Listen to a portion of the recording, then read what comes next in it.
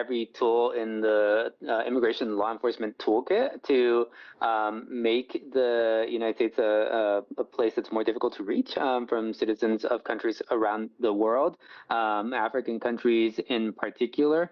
We have to keep in mind that although the overstay rates are high for countries like Malawi and Zambia, that are the two countries that have been targeted, by no means the highest or only the only countries with high overstay rates. The real numbers that we're talking about are very low. We're talking about probably something like 600 people in a given year, at least according to the Department of Homeland Security. And so this is not, at least the pilot program targeting these two countries, is not something that's going to have much of an impact on anything when we're talking about migration to the United States. You know, I think you really hit on something there, because if you're talking about 600 people, because this is going to be rolled out with fanfare, and you're probably going to see social media from the White House saying, you know, we're doing everything we can to keep illegal immigrants from coming into this country. It is something tried and true that the administration has done. Let's talk a bit about who is overstaying. Is there a breakdown, and how significant a problem this is? Let's dive into that just a bit more.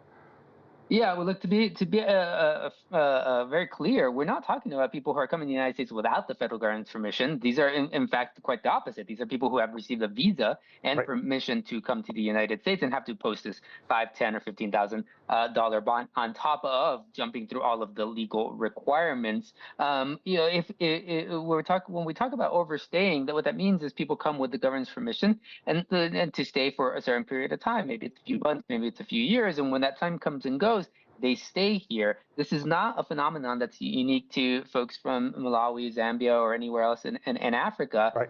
If we want to look at Canadians, for example, the very same Department of Homeland Security report says that in 2023, fiscal year 2023, there were 21,858 people who came to the United States with the same kind of visas that are being targeted towards Malawian and Zambian citizens and overstayed. And the same thing can be said of 20,000 Spaniards and 15, almost 16,000 citizens of the United Kingdom. I mean, those are much larger numbers, and yet, of course, we're seeing that the administration is targeting a very tiny percentage of overstayers with these two countries specifically. Okay, Trump's aggressive policies have had a significant impact on tourism, and educators here fear that we're going to be keeping some of the best and brightest minds from studying in the United States. What is the end game here? Well, I think the end game is the idea that the United States government ought to be making life in the United States more difficult for folks who are not U.S. citizens, and in fact, even narrowing the definition of who is a U.S. citizen, as we've seen with the president's executive order, trying to rewrite over a century's worth of citizenship law. And you know, these are people who are not only jumping through the hoops, they're doing so successfully. They're going through the student visa application process, the higher education application process, the B1 tourist visa application process.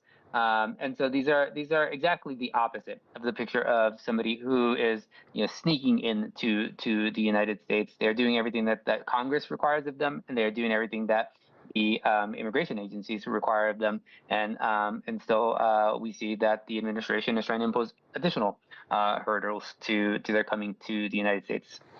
Cesar, kind of tell me if I'm wrong here, but it just seems another way that the Trump administration can demonize people from outside the United States who do come here by putting a figure on there as high as $15,000. It kind of subliminally, at least tells me, look, there are, you know, people out there who would pay mules $15,000 to come to the U.S. Do you think in any way that the Trump administration is really trying to ramp up its very fervent base into widely supporting what's going on here?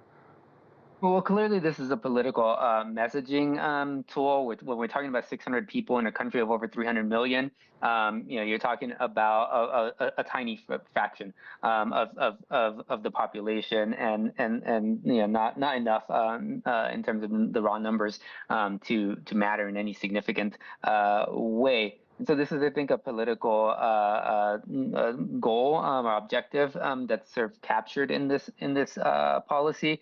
But I think the other thing to remember is that these are folks who are going to at some point hit their limits on what they are able to afford and what they're able to navigate in order to make it to the United States in the way that is legally required and in the way that they have proven themselves willing to do. And some number of those will just stay home instead of coming here on vacation or coming here to visit family. And the worst case scenario is that some of these folks do get pushed into the hands of more unscrupulous smugglers who do help them get to the United States. For generations, the United States has been the place to visit, the place to study. But Trump clearly doesn't want this. Is there a caveat, a certain type of person this administration is eager to see enter the United States? Well, the administration says that they're starting off with these two countries, and then they're going to expand to other countries if things go as they would like with this bond program. Yeah, I'm not holding my breath that one day we're going to hear an announcement that every citizen of the United Kingdom has to post a $10,000 bond in order to fly from Heathrow to JFK, and that's despite the fact that the very same federal government says there are over 21,000 people from the United Kingdom every single year who are coming to the United States with the federal government's permission and then not leaving when they are legally required to do so. So I'm not holding my breath for that. At the same time, when we talk about the student visa holders, those are people who are being drawn from all over the world, certainly not just Africa, but Europe and Canada, Latin America, and of course Asia as well. Who are being dissuaded to come here. And these are people with options. They have someplace else to go. They will just have to do a little work to find that place, but some place is going to welcome them.